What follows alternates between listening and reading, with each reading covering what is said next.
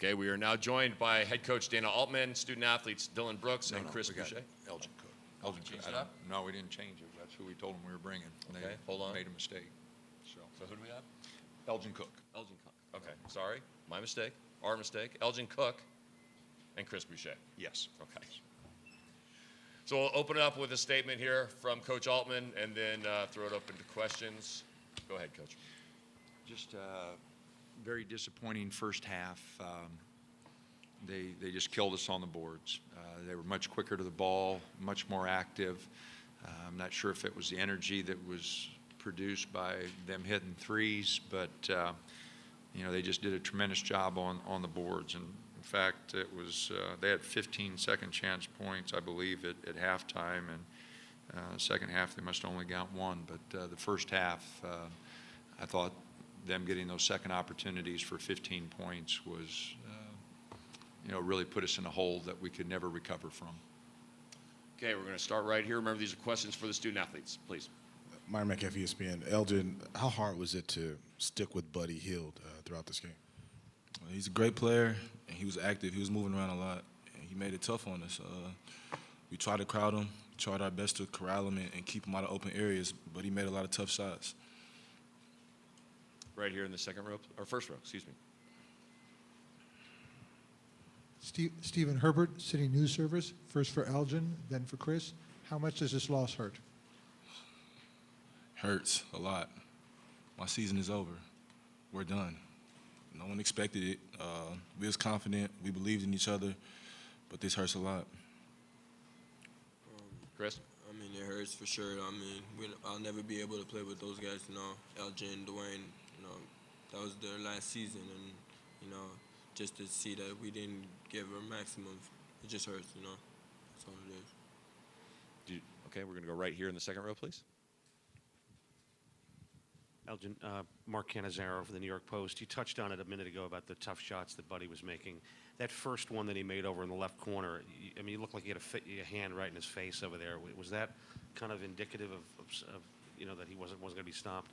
The first three that Buddy made I think was over the left wing over there, and you looked like you had him D'd up pretty well and had a hand right in his face, and he just went right over you.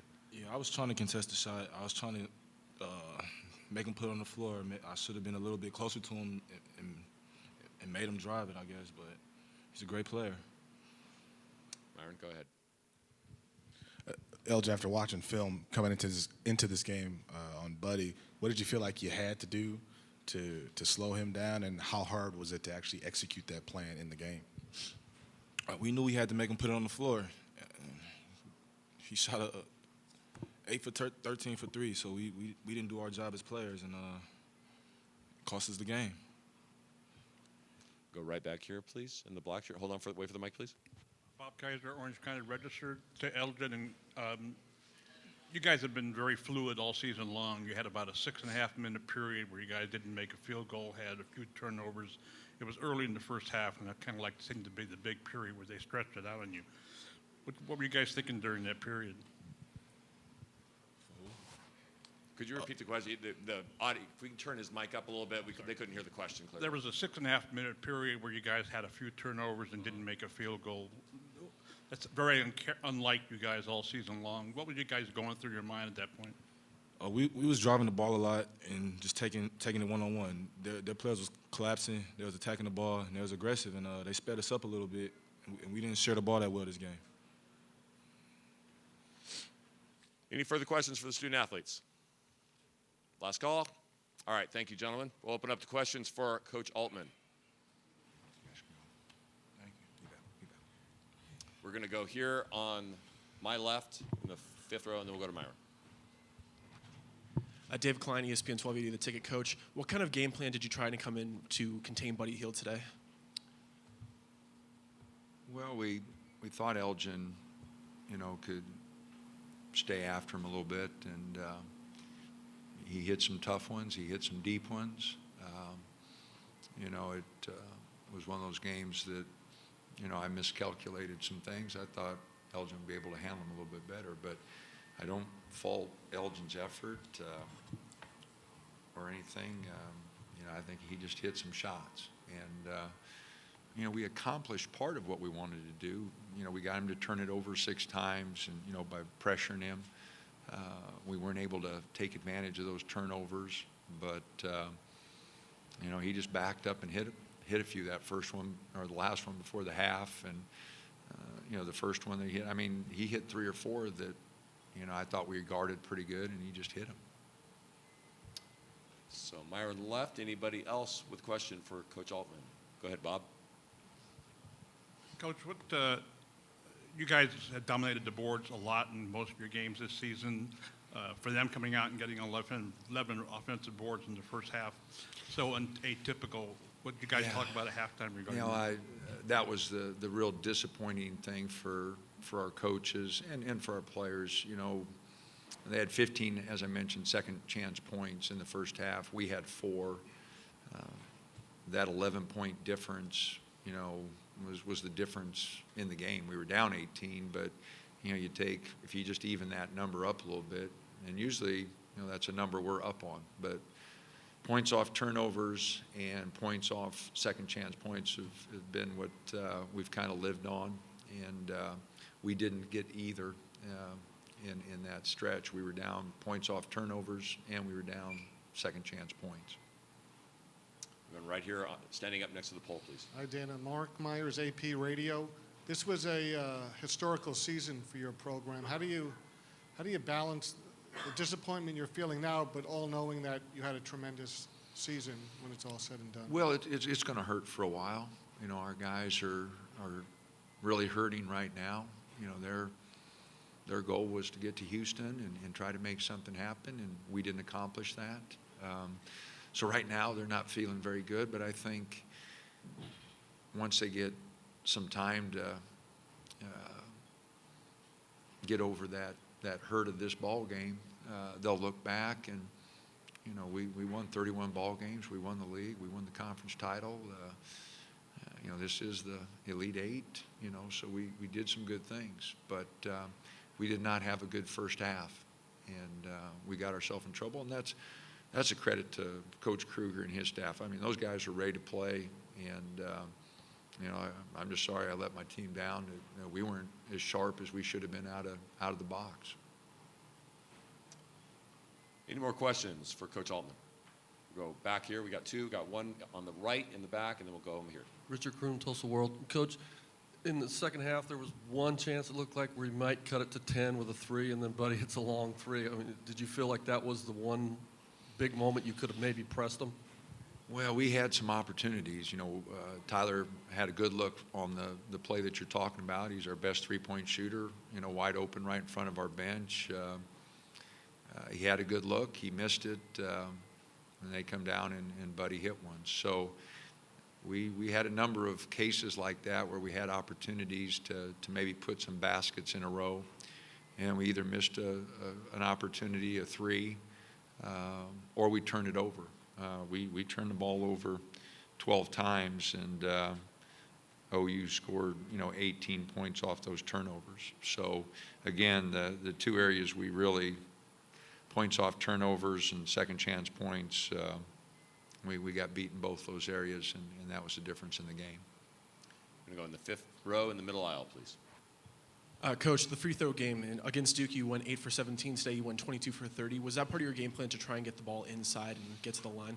Well, we felt like we could drive the ball, and you know, we drove it at them aggressively, and we did get to the line, so we accomplished that. You know, we had to hit all our free throws to really stay in the ball game, but we missed a couple critical ones there where we were trying to make a run and just couldn't get back-to-back free throws to get that number under 10, you know. And so, yeah, our game plan offensively was to, you know, swing the ball from side to side and drive it a little bit. And I think we accomplished some of that, but we didn't hit any threes, 4 for 21. We took a couple quick ones, but we had some good looks that we had to hit and to stay in the game, and we just didn't do it. We're going to go 2 over here. We got Josh, then Bob. Hey, Coach. Josh Peter with USA Today. This morning, Coach Krzyzewski released a statement, said that he'd called you to apologize. explain what happened this morning and how you feel about the situation? Well, he called and apologized, and I told him he didn't need to. Someone that has accomplished what he has accomplished and makes a comment to one of my players is perfectly fine with me. And didn't bother me at all. It bothered a lot of people. It didn't bother me. It didn't bother Dylan. And Dylan's response proved that. And so it was a nice gesture. It was very professional. And I agreed with him when the question was asked. There was something about showboat, which he never said. And so it was a dead issue long before that. And it was something that was nice. And I told Dylan that he called, but he definitely didn't need to. And because there was no offense taken by our coaching staff, by me, or Dylan, none at all.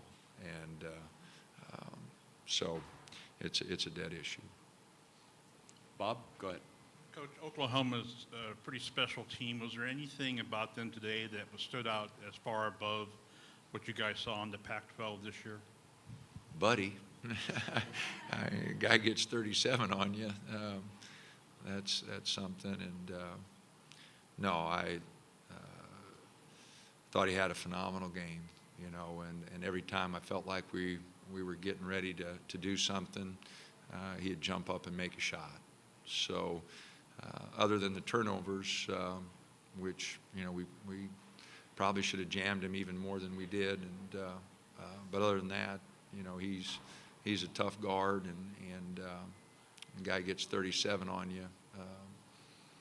You know, that's you got to come up with something different, and I didn't help our team much there at all. We have time for one more question, if anybody wants it. We're going to go in the back here on the left, please. Sarah Lou, Sports Illustrated Kids. So I know it was a disappointing loss, but congratulations on such a good season. For a team that wasn't even ranked in the beginning of the season, what does it say about your team's character to make it all the way to the Elite Eight? Well, that they worked awfully hard, and you know, I got a great feeling about this team because they did work so hard, and where we came from and how hard they worked throughout the year. You know, I've been fortunate enough to do this for a long time, and it's a special group. You know, November, December, there wasn't anybody who thought this team, you know, would accomplish what they have accomplished. So as a coach, as someone who works with young people, anytime that they get better and come together as a group, it's always real special. And so I'll always have a special feel for this team just because how hard they work and how much they put up with me, yapping at them all the time to try to get better and pushing them along. And they gave themselves a chance. We didn't play our best game today, and a lot of that has to do with Oklahoma and their outstanding coaching staff and Coach Kruger in particular. But, you know, we had our chance, and we just didn't take full advantage of it. Okay, with that, we're going to wrap it up. Thank you, Coach Altman. Congratulations on a great season. Thanks. We'll be joined in a few minutes by the Oklahoma starting five. It'll be Ryan Spangler, Kadeem Lattin, Jordan Woodard, Isaiah Cousins, and Buddy Hield. I can hand it out. All copies of the all-tournament team are being distributed here in the room right now. If you'd like a copy, please raise your hand. That team is Buddy Hield, the most outstanding player, Jordan Woodard of Oklahoma, Isaiah Cousins.